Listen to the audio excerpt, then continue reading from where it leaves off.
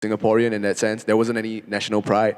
So over the years, it changed a lot because of social media, because of all these events and the effort that the people in the music scene and from the art scene have put in.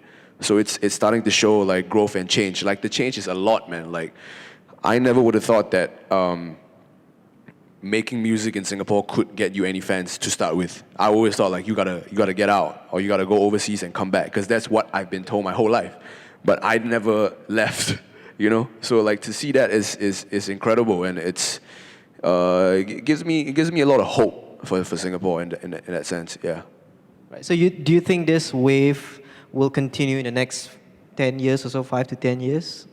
Well, I think looking at, let's say, for example, this year, last 2 years, for example, if you judge by the number of Singapore artists that have been signed by the major labels, for example, I think that's a good indication because that at least shows that the mainstream pop, at least the English mainstream pop, is getting healthier and healthier. Right? Because I always believe that if you don't have a mainstream pop scene, then forget about your underground, you know. Because people are not even interested in local pop music, why would they be interested in your hardcore music? You know what I mean? So that's going to be tough, right? So, but I believe that there's a momentum, and there are some things that have been done to kind of capture the youth of Singapore. And I can see that a lot of young people are really into the local music, and that's so encouraging. And I believe that will create kind of a wave, because as they get older, because they've basically been hit at the age where they had no prejudice, so they don't have this prejudice. So this will, it will roll over as they get older, and then there will be a new generation coming in as well who will have that same kind of perspective. I think that this wave would be around as long as the passion is alive with these musicians, because I think because of social media and the internet, like, people are exposed to everything now. You can't hide anything from them. So that by itself as a fact would help Singaporeans mature in a lot of ways. And I feel that they are a lot more open-minded now. So this wave would definitely carry on as long as people believe that there is hope. Yeah. What's the trend in Singapore music right now in 2016? What is distinctive when you look back, let's say 10 years later, 20 years later? What was it about music right now in 2016 that you think makes it distinctive? I think what is quite distinctive now is there seems to be quite popularity of, what do you want to call it, soul, jazz, funk. Right, I guess it's something like that genre. So you get a lot of bands and musicians coming out in that genre. So Riot, LAB, yeah, and I see a lot of gigs where, and I've been to quite a lot of gigs where the kids, I mean, they're all kids to me, huh? The kids are all playing fusion, jazz fusion, and that's amazing to me because I thought that died. But in Singapore, kids playing jazz fusion is an eye-opener to me. So like on Monday, I went to this What Is Hip Quantum Kid, right?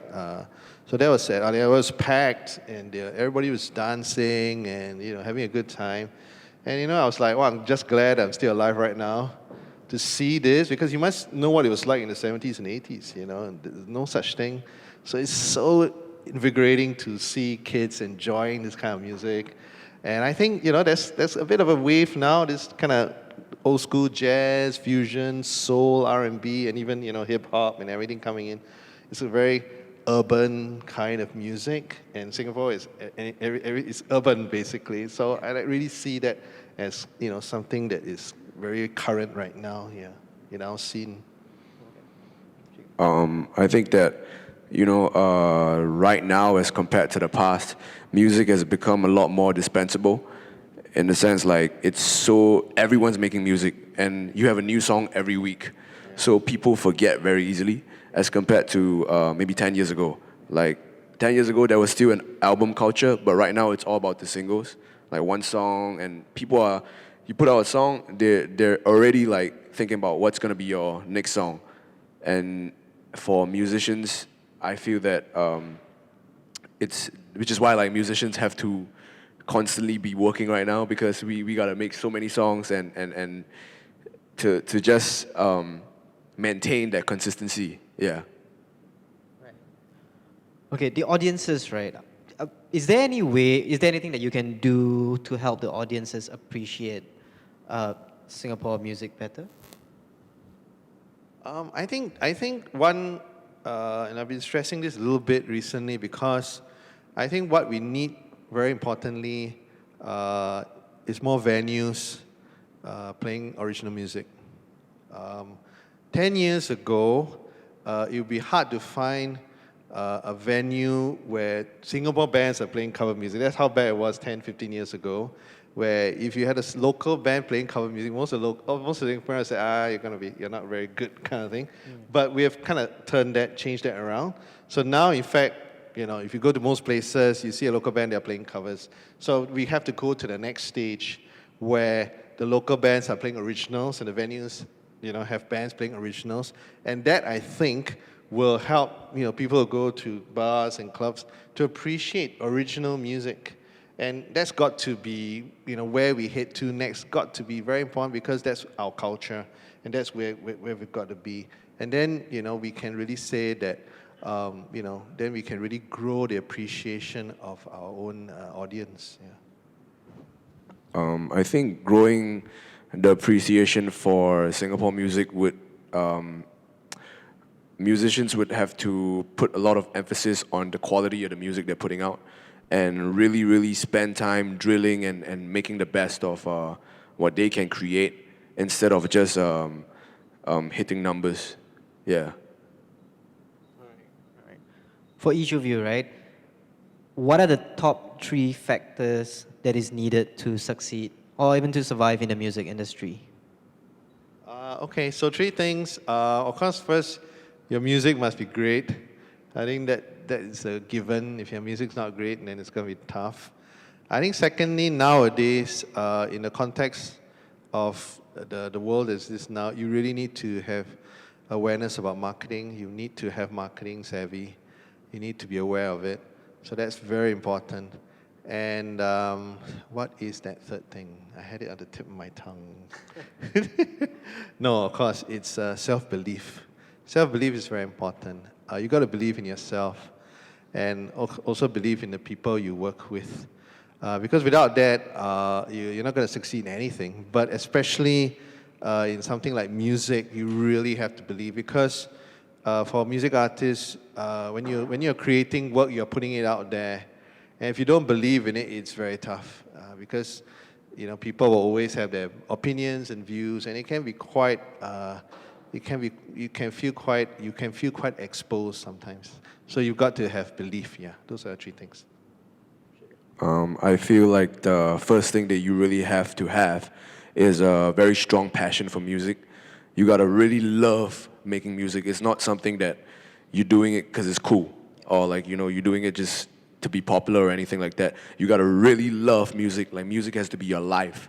It has to be a passion so strong that you wake up in the morning and the first thing you think about is music. And before you go to sleep, the last thing you think about is also music.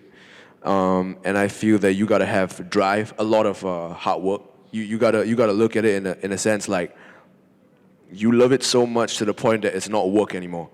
But you gotta be willing to sacrifice, time with your friends and all these other things that other people are doing to put out the best music that you could put out. So hard work is really, really important.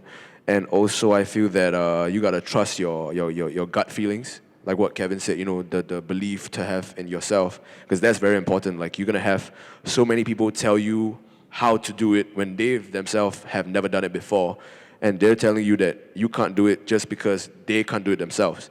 They're basically setting their failures upon you, which everybody's gonna try and do that when they see you do something different. So you gotta have that mind of steel and know that if you trust your own instincts and your gut feelings, just do what you feel is right. Yeah. What would you say is the role of musicians in Singapore society today? Okay, that's the big one, right? Okay, I'm a very biased person when it comes to music and music artists. I believe that music artists are special. They are gifted. All right, so like take these two gentlemen next to me. All right, so this guy here, first time I heard him was on this cassette, Force Vomit, Spaceman over Malaysia. All right, and it was so special to hear it. All right, and it felt so good to know this is a Singaporean doing that. Same thing with Sugar. All right, so they are special. All right, gifted. All right, so with that, of course, you know Spider-Man, right? Great power comes great responsibility. So that's a responsibility, but not so much a responsibility to kind of do the right thing or whatever it is, but a responsibility to do the best you can, be the most creative, be the most honest, whatever it is, at your art and your craft. All right. So I always believe as music artists, you have a message or you have a means to influence. You have a means to touch. Right, so you got to use that responsibly, right, and always be honest with yourself, with your music, and your craft, and yeah, that's what I'm trying to say. Yeah. I feel that the role that Singapore musicians play in society it's a very big role, because music can change the world. You know, like you think about it. The music that you listen to has helped shape you as a person while you grow up. So if music can change one person, that one person can change his whole group of friends.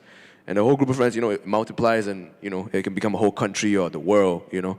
And I feel that as musicians, we have this responsibility to change society for the better, help people's lives become better, help people be more happy with life, and just create this mentality that even though you're from a small town, you're from a small country, all of us have the equal right to dream and the ability to do whatever you want to, as long as you believe, as long as you have the guts to believe. And I feel that as musicians, we have that kind of role to motivate society in that sense and help people find their happiness. All right. So Kevin has mentioned that there was someone who came up to him and said he started making music because of Kevin's music. How about you? Have anyone like come up to you, someone younger, and say that he was inspired to pick up rap or? Yeah, it happens. It happens at shows pretty often. Like these kids come up to me and like, because the thing about Singapore is that hip hop has never really been part of our culture. So a lot of these kids, their first introduction to hip hop was my music, which is kind of weird to me, because my first introduction to hip hop was like Tupac or Biggie or like from America, right? From America, yeah, from America, not from Singapore. So for them to come up and tell me that, I feel like this very what do you call that? Like a very big sense of responsibility, in a sense. Like I can't just do things like anyhow. I gotta really consider their growth, as kids. And I mean, that's not to say like I'm gonna sugarcoat like whatever I'm gonna say, but like I think certain things that I do, I have to realize that these kids are actually following my footsteps. So yeah, everything that I say or I do, I kind of actually think about that too. So you become a role model, Shige. Hey. I don't want to be a role model, but like, the fact is like a lot of these kids just follow whatever is on social media and on YouTube and stuff. So I don't want them to, learn the wrong things and just mess up their growth. Yeah. I'm not a role model though. That's a heavy responsibility. Yeah. All right. Looking ahead, 5 to 10 years from now, where do you see yourself? Do you guys have that plan? Well, I hope that in 5 or 10 years, I'll still be alive. We all do. I think that's the first goal. Yeah, I just hope that I'm still doing the same things that I'm doing now, and really basically doing whatever I can in relation to music. Yeah, that's really all I can see, actually. 5 to 10 years from now, I want to see Singapore music on a global stage, like really on a global stage, where people around the world can recognize Singapore music as a force to be reckoned with.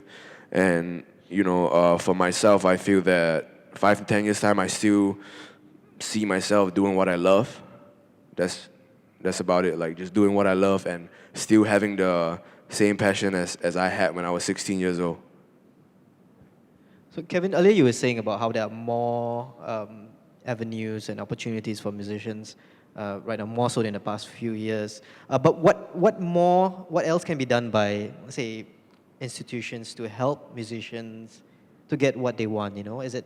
You've mentioned like more venues. What else is out there that you think that needs to be done to get music out there? Well, I think to me personally, it's really all about the venues now. Yeah. Right? Because we have the bands, we have the artists, we have the music, and I think, I've got to include Lush, MediaCorp, also radio in the conversation, because they have done a lot in the last 3 years to kind of bring in local music. So NAC and Esplanade, like I said, all kind of done their part. I just feel that something needs to be done in order to kind of redress the imbalance that we have in terms of cover music, original music in the clubs and bars. I think we've got to kind of change the mindset a little bit more. Yeah. But how would you address that? I mean, that's if people prefer to hear covers when they go for a night out drinking or whatever in club. How? Well, it's a question of whether it's a mindset now, you know. So like I said before, 10 years ago or 15 years ago, most people would not even appreciate a Singapore band playing cover music. It's hard to imagine now, but at one point in time, because at one point in time, people don't even think Singaporeans can play music well, you know. I know, I've been around long enough to know this, right? So right now, we kind of take it for granted that, Singaporean bands can play cover music really well, and I'll go into a bar and watch them and all that. But, so I believe it's just a change of mindset from that to what it is now, and then to something in the future. All right, so the main problem is how. How do you achieve that? I have a few ideas, and I've talked to NEC, but I'm not so sure how that's going to go. Yeah, because, from a business viewpoint, I can understand where the businesses are at, right? So they kind of need some kind of help maybe to encourage them, I think. Can you share with us what are some of these ideas that you so I had this idea basically to try to incentivize, let's say, venues. So for example, it's very common if you go to a venue now and you have resident bands, right? The resident bands, they all play covers, all right? So that's a standard, right? So, but imagine what it would be like if, let's say, for example, you had what we do see overseas. For example, a band like Radiohead, for example, started in Oxford and played residencies. Like every Friday they play, and that's how they started. They started playing covers, but sooner or later they did the originals and basically got to Oxford and became a worldwide sensation, right? So the same thing is we can do in Singapore. So basically, is there some way to perhaps encourage venues to give a a band playing originals a slot every Friday, let's say for 6 weeks, so that they have a chance to build a fan base based on the original music. All right, so yes, there are a lot of gigs now, but it's kind of like off and on. So like there's this joke that we have in the scene where we look at each other and say, hey, where are you playing? Right, it's meant to be a joke because for most people, it's meant to be a joke because for most laymen, they kind of associate, if you're a musician, they associate that you're playing residency in a bar or club. Right, but for most of us who are playing original music, we don't have that. Right, so quite typically, if I talk to people who don't really know anything about local music, they'll say, hey, where do you play? Right, so that becomes a running joke among us musicians. Hey, where you play? Where? Yeah. Right, so I want to get to a point where a band can, let's say, I always imagine, let's say Cashew Chemist, for example, them saying, where do you play? Say, oh yeah, we are playing Walla Walla every Friday, come and check us out. Something like that, you know. Okay, Shager? What I think would actually help. Yeah. What could be done by maybe, let's say, local institutions? What can be done to help local music grow and to help grow the appreciation for local music? I think, institutions and schools can start like from the very basics of teaching their students to believe in their dreams. That part I feel is really important for Singapore institutions, because back when I was in school, like my teachers told me that only if you go to university or only if you go to junior college then you're successful in life, which made myself and everybody else think like, if I were to become a musician, it means I'm a failure, that kind of mentality. So I think that if we could work on changing that, it would create a whole new like wave of like Singapore musicians. Yeah. All right. Ladies and gentlemen, with that, we've come to the end of this edition of National Library Arts Conversation. But before we go, if you guys would like to find out more about Singapore music, the library has this initiative called Music SG. You can pick up these flyers at the door. Yeah, you can go online. What's the website? Music SG? Music SG, and it's got music recordings, articles, lyrics, scores, biographies, over 12,000 music materials available. So if you want to find out a little bit more about music made in Singapore, not just music now, but back in the 60s, the 70s, even the 50s, it's all here. And please give a round of applause to our speakers today, Kevin Matthews and Sugar Shea. If you find out a little bit more about their music, well, I guess you can Google them, right? The name, Kevin Matthews, Sugar Shea. Thank you very much, ladies and gentlemen, for coming down tonight. Thank you. Thank you. Thank you.